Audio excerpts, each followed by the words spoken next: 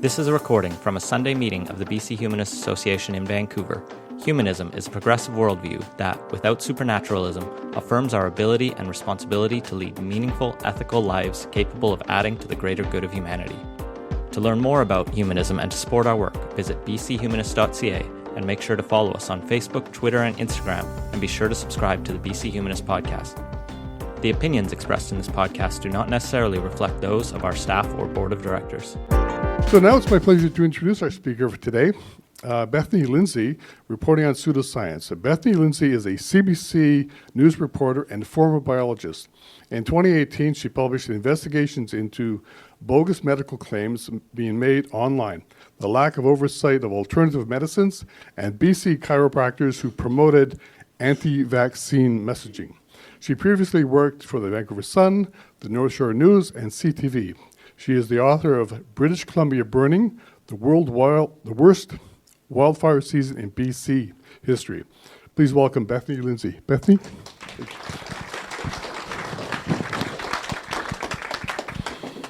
So what I wanted to kind of talk about today is a series of stories I've done over the last 9 months on some pretty bogus claims and as Dan mentioned, lack of oversight of the alternative health professions. But I also kind of wanted to get into how these stories came to be and how I reported them, because I think, people often don't really understand what goes into journalism and how stories come to be, especially right now when everybody's screaming fake news about everything. I wanted to kind of explain the process a little bit. So I guess to start off with, I'm a journalist and I want to keep reporting on this stuff. So I have to kind of keep my personal opinions out of this. But there are a few things that I'm comfortable saying that I take as baseline truth. And that would be things like vaccines are a great invention and they've saved countless lives and they don't cause autism. Climate change is real, it's caused by humans. And anybody who's working as a health professional has a responsibility to be able to back up any claims they're making with scientific proof. And finally, anybody can believe in whatever they want when it comes to alternative health. If you are fully informed, do what you like with your own body, but don't subject children to that. So with that said, so this is where it all started. This was a blog post by a Victoria naturopath named Anka Zimmerman. It's kind of sensational. Basically what she said is that a child came to her. He was a 4-year-old child. He had aggression, behavior problems. He was growling. He was having nightmares about werewolves. And she decided to treat him using a homeopathic remedy made from rabid dog saliva. So her theory was that this kid had been bitten by a dog at some time when he was much younger. Not a rabid dog, but she believed that the dog had the miasma of rabies, and so the child was acting like he was rabid.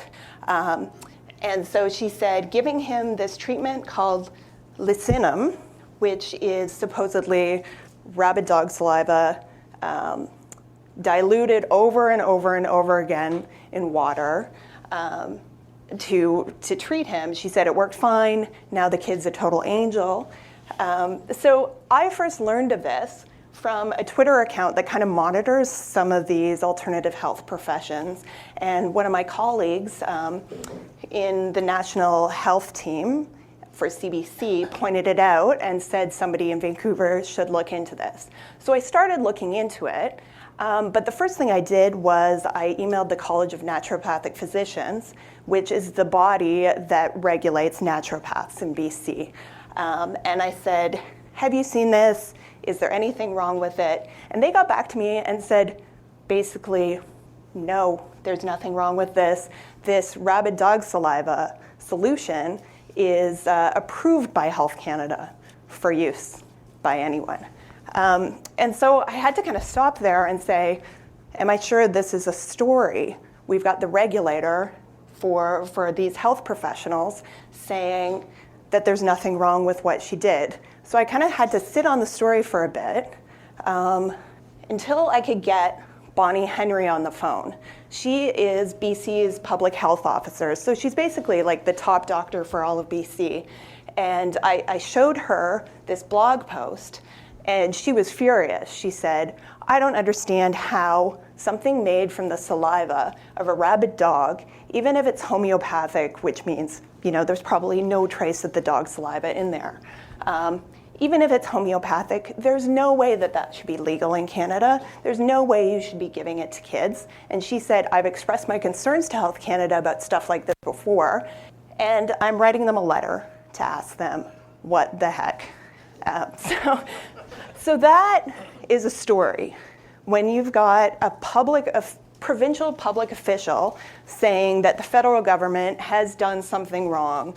So I ran with it. I talked to a couple of people who kind of follow pseudoscience in the health professions. I talked to Tim Caulfield, who you may know. He's got a Netflix show about this stuff. And I talked to Anke Zimmerman, who I must say always takes my phone calls. This is naturopath. And she defended herself. She said, the only proof I need about this is that it worked. Of course, we've got no idea who this kid is or who his parents are. So I ran with the story. And this kind of started spiraling into more and more stories. Once this story went up, people saw that I was someone who was interested in this stuff. So I started getting all sorts of emails from the people who kind of try to monitor this stuff. And one email that I got that was really interesting was, hey, Health Canada has approved this rabid dog saliva stuff for sale in Canada, but the brand that this naturopath used isn't actually licensed for sale here. So I was able to confirm that was true, that she had used unlicensed, basically illegal rabid dog saliva. And so there's another story. And actually the BC Naturopath Association, which is kind of a voluntary group of naturopaths in BC, they filed a complaint against Anke Zimmerman. They said they didn't like the claims that she was making about what she could do by giving a child rabid dog saliva. So this spiraled into 4 or 5 more stories. And then I started getting other interesting tips about chiropractors. And so this guy, Abtar Jassel, was the vice chair of the College of Chiropractors board. So he is sitting on the body that regulates all chiropractors for BC. And he had made this Facebook video where he's kind of wandering around a Whole Foods in Vancouver talking about how you don't need the flu shot, you just need a healthy smoothie to boost your immune system. Now the thing about this, the thing about that is that the College of Chiropractors in 2015 came up with this policy that's pretty great. They said chiropractors can't discuss anything or make any recommendations about vaccination.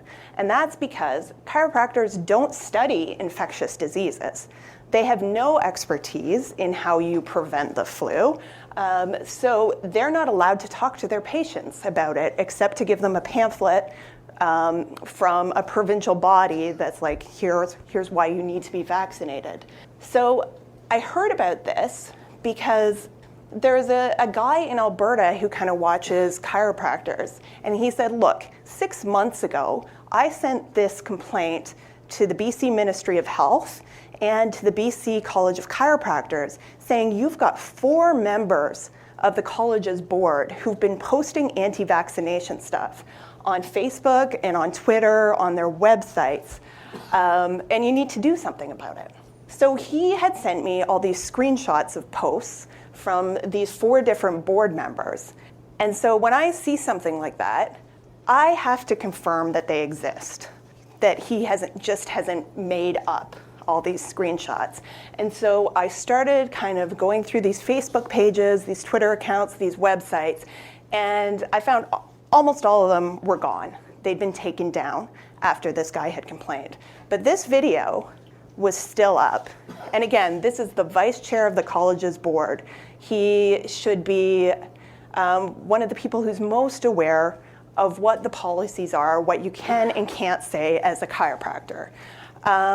So I contacted the health ministry, and I contacted the college. I said, look, this video is still up. What's going on? And so the college, or the health ministry, got in touch with the college and said, you need to do something about all these anti-vaccination posts.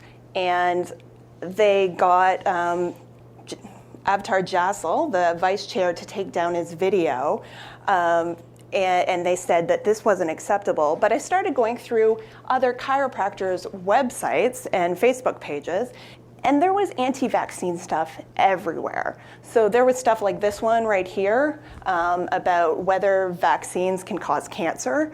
There were claims that children who are vaccinated are less healthy than unvaccinated kids. There were claims about shoulder injuries caused by vaccination. They were basically everywhere. So this one story about the health ministry telling the college that they need to do something about these anti-vaccine posts kind of started spiraling into more and more stories again. So first of all, Avtar Jassal, the guy who was the vice chair of the college, stepped down from his post.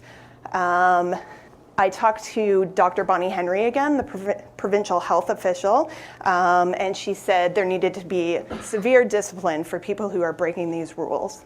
And then the college, I guess, prompted by the media attention and the focus from the health ministry, decided they needed to do something about it. So they went and hired an outside investigator to look at all these different anti-vaccine claims from chiropractors.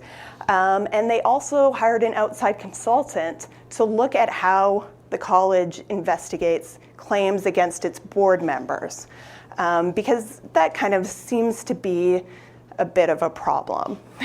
So this is, just as a journalist, I've been doing this for about 12 years now. This is pretty remarkable in my career to have so much action result from my reporting, because sometimes you write stories and they go out there, people are angry, nothing happens. But this time, things seem to be happening at a pretty fast clip. So at this point, we've got vice chair of the board stepped down, we've got an outside investigator coming in, we've got an outside consultant looking into how the board is governed, and so it's feeling pretty good. So now I have time to look into some other tips that I've been getting, and it's back to my old friend Anke Zimmerman. So this time, the tips were from a guy in the UK who is a real critic of homeopathy in general, but he's also kind of an advocate for people with autism.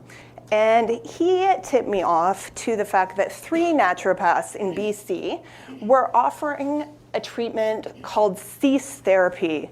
And CEASE stands for Complete Elimination of Autism Spectrum Expression, which, like, complete elimination of autism, you can't do that.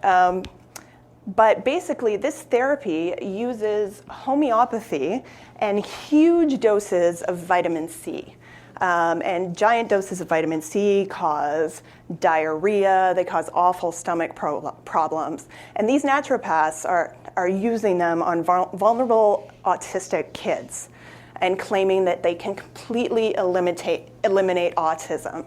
And so this guy in the UK had filed a complaint to the college about these 3 people and what they were doing.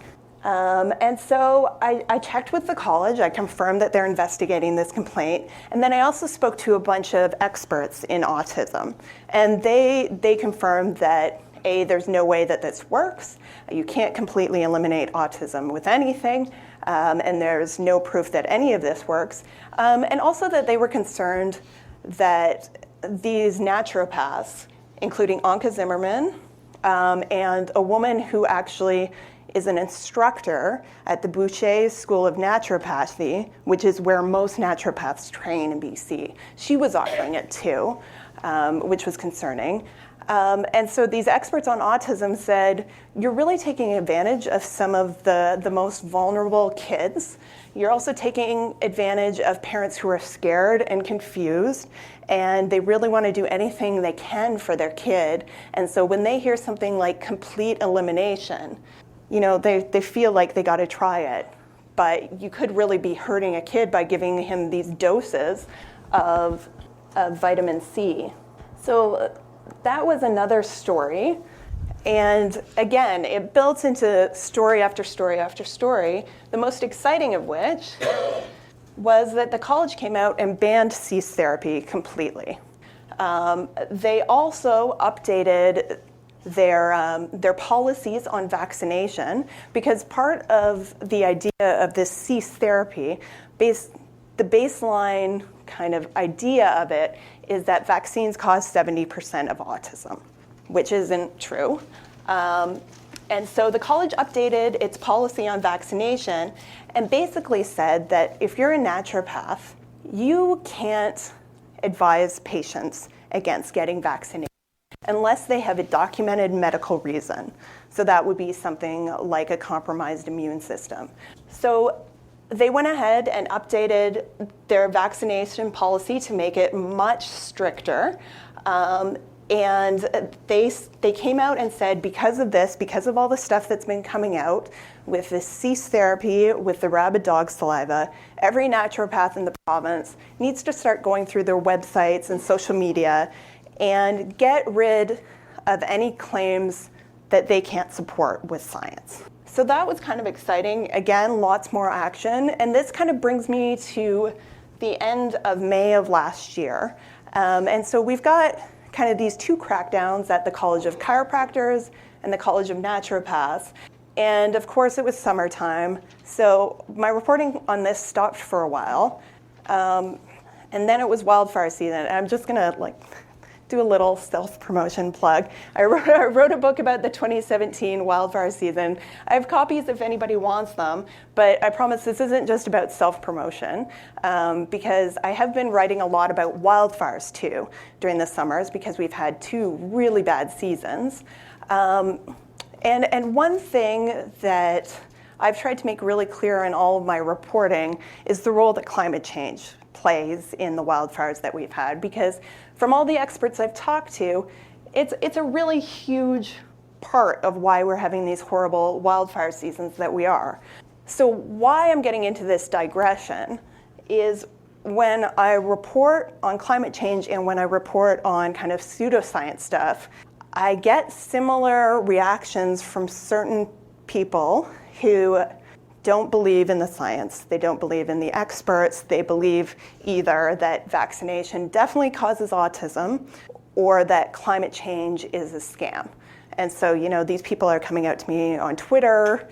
They're in my email inbox. They're basically everywhere, sometimes in my voicemail too, saying, we don't believe what you're saying. You're part of a conspiracy. CBC is part of a conspiracy. But I wanted to talk just about kind of the difference in those two groups of people, because I found with the anti-vaccination people, though they may be aggressive and though they may not believe anything that's supported by science, they all seem to be kind of true believers. A lot of them are people who have had bad experiences in mainstream medicine, and I think a lot of us have probably had those experiences too. I know, I go to my doctor and there's a big sign on the wall that says limit your visit to 10 minutes, and they get things wrong. I've had misdiagnoses. And so there are reasons that people are skeptical of mainstream medicine. And I think a lot of the people who are anti-vax are coming from a place of fear, and they've been misled, partly because of these bad experiences. And I think they deserve a little bit of sympathy or empathy in my interactions with them. I'm still trying to figure out how to do that. So if anybody's got any ideas. The difference with climate change deniers, at least that in my experience, is they seem to be more bad actors. They tend to be more people who just hate scientists, they hate academics, they hate environmentalists, they hate the CBC. And so they're not looking to be informed or to have people listen to their real concerns. They're just kind of looking to be jerks. And so I think that there's a gentler touch that I try to take with the anti-vaccination people than with the climate change deniers. But I'm still I haven't figured it out. Like I said, if anybody's got any suggestions. Okay, so before I kind of get back into what's happened in the last few months in the world of chiropractics and naturopathy, I just want to talk about how this isn't just about the alternative health professions. The problems with oversight and pseudoscience in the health professions, it stretches to pretty much every health profession. So a lot of you might know the case of Byron Wood, because I know the humanists are involved in his human rights complaint. But Byron is a nurse who was diagnosed as an alcoholic, and he lost his job because he refused to go through with AA, which was a requirement for him keeping his job. He wanted an alternative science-based approach to addiction. And the reason I mention this is because Byron filed a complaint with the College of Physicians and Surgeons against the doctor who had treated him, who said, if you want to go back to work, you have to go through a 12-step program. And so he complained to the college, which should be kind of this guardian of science-based medicine. And they said, no, mandatory AA meets the community standards that we have for addiction treatment, so no, this doctor didn't do anything wrong. And in reporting on this stuff over the last year, I found that there are things in just about every medical profession. Nursing, for example, you can use your nursing credentials to provide therapeutic touch, which is when you hold your hands close to somebody and say that you're healing them that way. So nurses can do that, and they're allowed to do that. So this pseudoscience and kind of unsupported treatments, it's everywhere. Of course, my stuff has mainly focused on chiropractors and naturopaths, but it's a problem everywhere. Okay, so back to naturopaths and chiropractors. So after all the wildfires were done this summer, I had a chance to go back and start focusing on chiropractors again and some more tips that I was getting from people who are paying attention. So someone wrote to me in the fall and said, look, I'm getting concerned that chiropractors are getting credit for extended learning from the college for going to these anti-vaccination conferences, which seemed very surprising and troubling. And so this is an example of a tip that isn't true. So I contacted the college and they said, no, that's absolutely not true. We would never give anybody credit for that. But at the same time, I got another tip that a couple more members of the board of the College of Chiropractors were providing these seminars called The Perfect Storm that were all about how, first of all, again, vaccines cause autism and other toxins in the environment, stuff like that. And it also went into how you could use chiropractic to treat kids with autism and ADHD. And so I went back to the college and said, what about this? What's going on here?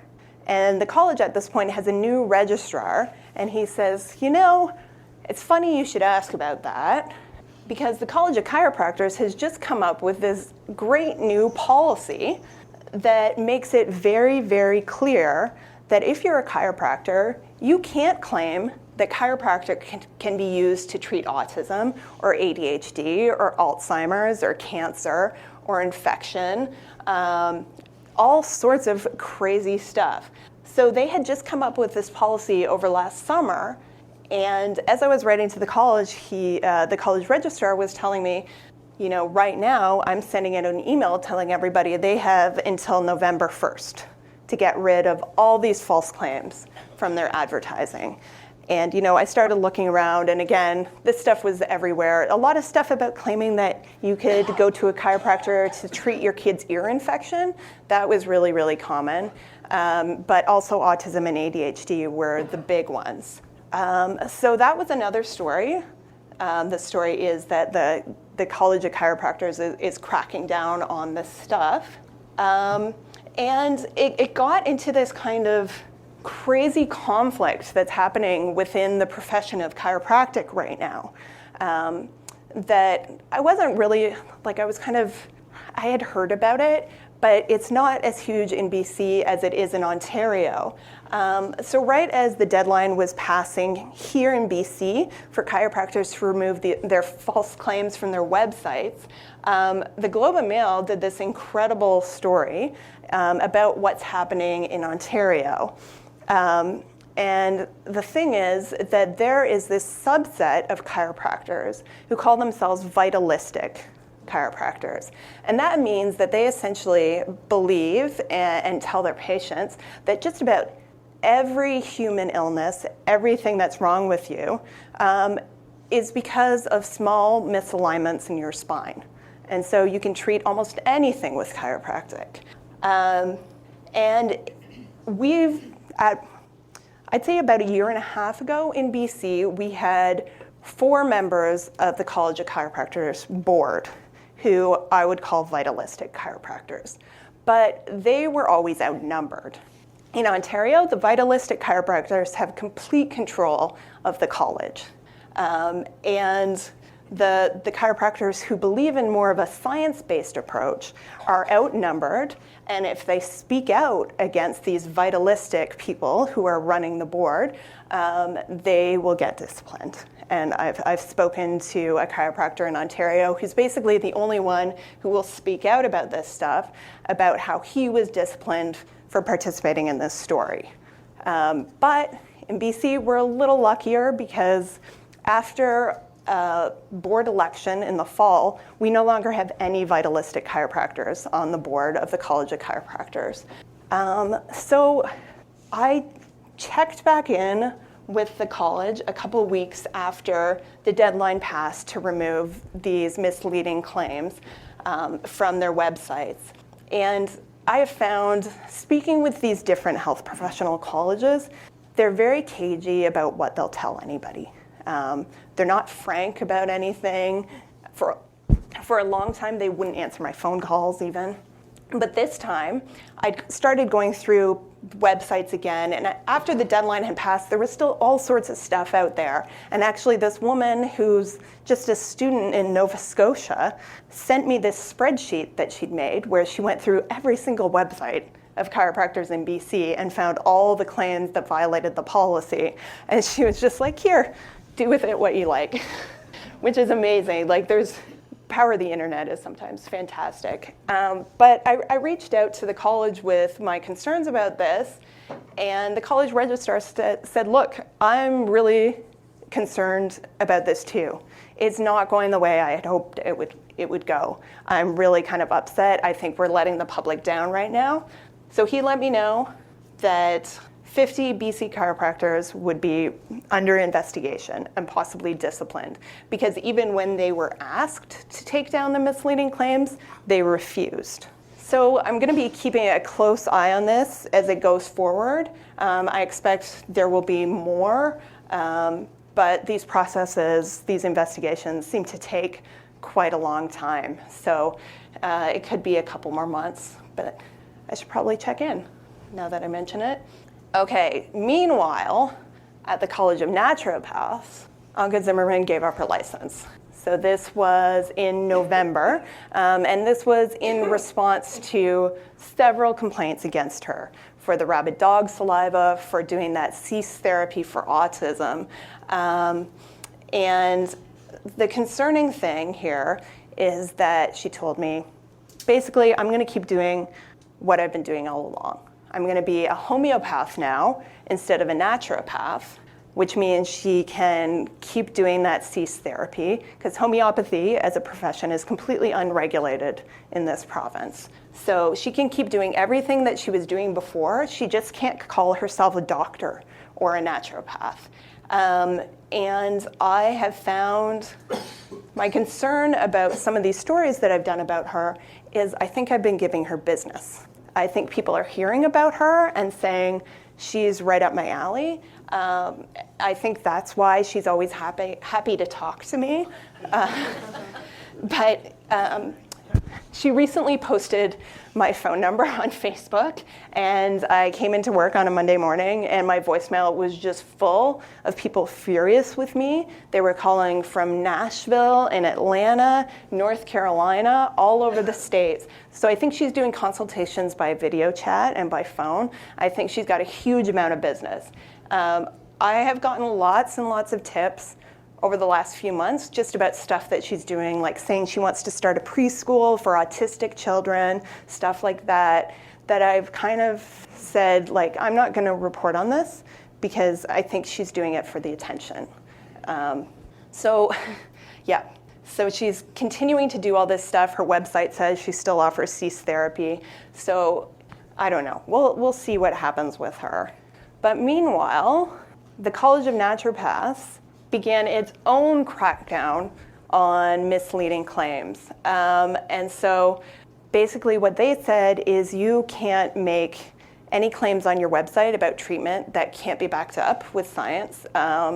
You can't claim to be a specialist, so you can't say you're a naturopathic oncologist or something. And you have to comply with the vaccination policy. And so the deadline for this just passed on January 21st. So before that deadline passed, 27 naturopaths were already under investigation. And the college said it will seek minimum $500 fines against all of them. But of course, this brings up all sorts of other questions about naturopathy in general, because if you can't make claims about treatment without backing them up, how can you offer homeopathy? Because there's nothing about homeopathy that's scientifically supported. I haven't got an answer to that question yet.